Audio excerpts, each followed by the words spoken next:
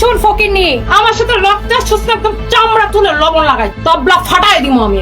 এই কোন ব্র্যান্ড তোর টাকা দিয়ে কাপড় পরাই রে? পায়া সায়া এক কাপড় 5 জনে মিল্লা পরস। বারিশা হক ও তার স্বামীকে রীতিমতো তুলোধনা করলেন রুবায়েত ফাতেমা তনি। কিন্তু কেন জানেন? এর জামাই আবার আমার জামাইরে নিয়ে পোস্ট দিছিল, তোর বউয়ের তবলাটা একটু ভালো করে বাজা, তোর বউয়ের তবলাটার একটু আটকা, বুঝছ নাই?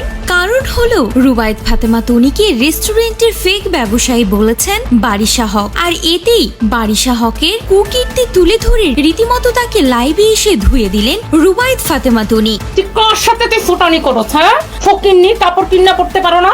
এদিন লাইভে এসে তনি বারিশা হককে গরিবের ফুটানি আপা বলেও সম্বোধন করেছেন। তাদের মধ্যে যে একটা দ্বন্দ্ব লেগেছিল সে তো সকলেরই জানা, কিন্তু মিডিলে রুবায়েত ফাতেমা তনির হাজবেন্ড অসুস্থ হয়ে যাওয়ায় বিষয়টা অনেকটা আড়ালেই চলে গিয়েছিল।